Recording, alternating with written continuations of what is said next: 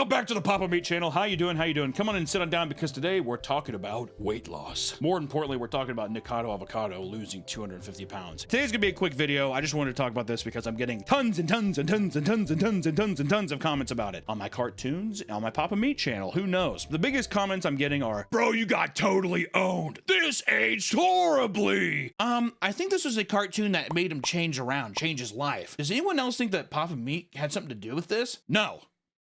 No to all of that. First off, I just want to say I made a cartoon 2 years ago, almost 3 years ago, called King of Mukbang. And it was just about Nikocado, and the whole thing is that it's kind of a parallel on King Midas. And I would say people were saying that like I owned him, as if I'm like making fun of him for being fat, which if you watch the video, I hope that that's not the case at all. If anything, it was just, it felt even self-reflective in a way of how I feel about my own weight. I think we've even said this before because we made a response video to his initial response to it because he made a video and it was really funny. But the whole idea is that it was supposed to be sympathetic of like kind of the choices you make lead to these disastrous results, especially consuming disgusting stuff. And especially the way that he put himself out there was rage baiting people. A lot of his content years ago, by this point now, was him saying like breaking up with his husband and all this kind of toxic stuff that he put out there. It was very rage bait kind of stuff. The idea that I had was just trying to put sympathy to it. I felt bad for Nick, and luckily I got to meet him. It was amazing. I was glad I got to meet him because the whole thing, we even said this in the video, was that I know that it's an act. I mean, it's rage bait. It's clip farming before clip farming, pretty much. I got to meet Nick, luckily, because he was doing stuff with Oompaville at the time, and I got to drive down and meet him. And it was like one of the only times in my life I've ever been starstruck by something. Let me give you a brief rundown of what it was like. I got to sit in an Oompa's kitchen, and all of a sudden I heard the scraping of plastic wheels across the floor and a rascal coming around the corner. And sure enough, Nikocado came around the corner in his rascal, and he says, "Oh, it's you."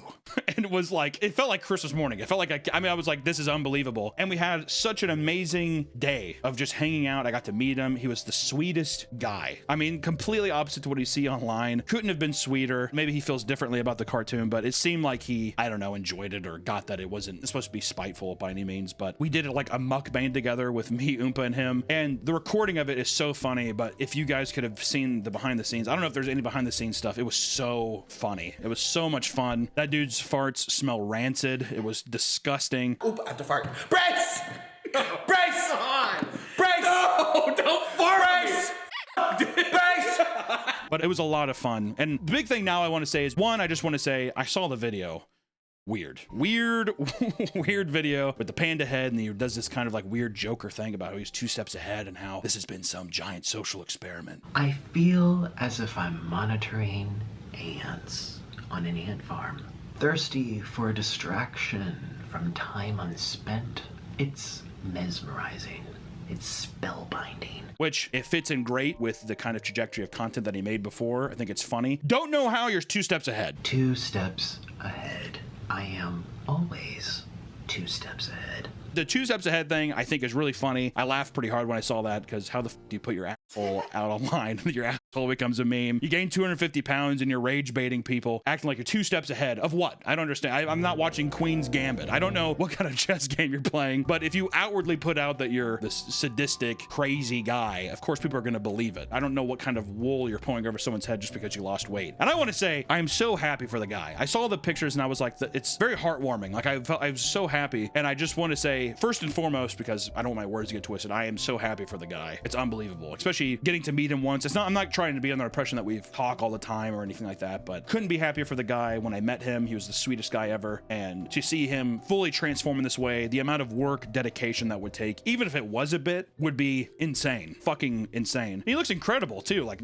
hardly any skin, like loose skin or anything. I thought that was really impressive. It's amazing. And I loved after his weird Joker bit at the beginning of the video, it goes into him of something that's extremely reminiscent of his early years. These are my favorite spicy noodles of all time. If I had to choose one, it would be black bean noodles, wouldn't it, Mr. Noodle? Him being with his bird and eating food and stuff, but he just looks happy, and he's kind of like, he's taken on this whole new persona, and I'm under the impression of, I just want to know what's next. I don't feel like we've seen the end of this thing. I feel like the guy has shown that he can be a calculated killer. 2 steps ahead.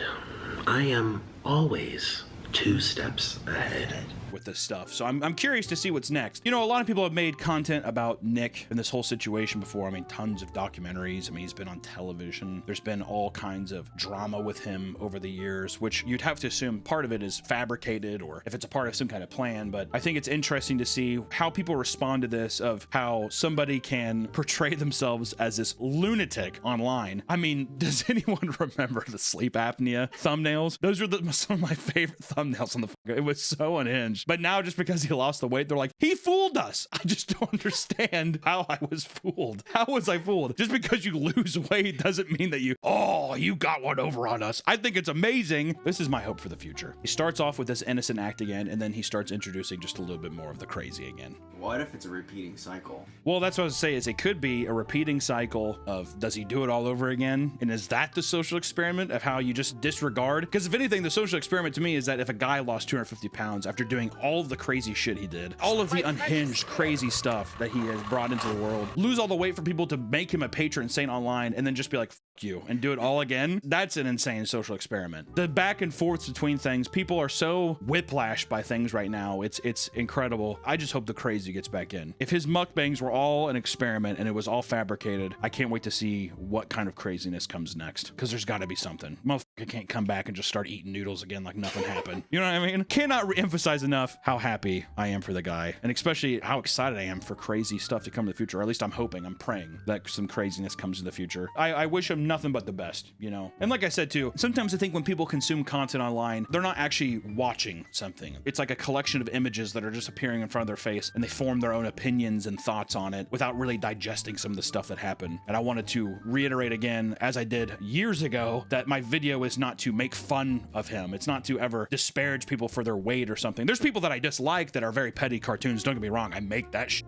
Drawing Logan Paul with his giant fucking nipples and stuff. Is that necessary? No, it's not necessary. And yeah, you could be like, oh, you drew him so big, he's so fat. It's like, as a cartoonishly large-sized monster that he's become, yes, I think it helps fit the narrative of what's going on. And I also just released a video, a cartoon of him coming out. It was very liberating getting to do that and draw skinny Nikocado. I thought that one thing I never thought I would do in my life. But I think it's interesting to note people's intentions online, people's intentions with content online. Are people really being as nasty and manipulative as you think? I don't think so. I think a lot of the times people that you think and perceive and you hate online, or that you're disgusted by, or you can, this person's, I hate him, man. I imagine any one of those people, if you met him in a coffee shop or a bar, you would easily get a drink with them and you'd be like, yeah, they were cool. Because let me tell you firsthand, if you ever have those experiences, or if you had those thoughts with Nick, I got to have that experience in real life and it was awesome. Even though, like I said, even since the beginning, I've said that it's a bit or whatever, but I understand that it's a bit. The dedication to this bit is legendary. To see these people and to have them not just be this fictitious character online, it's mind-boggling. So I guess I would just say this: if you see something online, especially something that's been going on for years and years and years, like a Nikocado thing, I would say maybe cut people some slack. You never know where people are at in their life. I would say it's another thing. You never know what people are going through, what they're doing, what's real, what's fake. Live in La Vida Loca, dude. I'm gonna kill somebody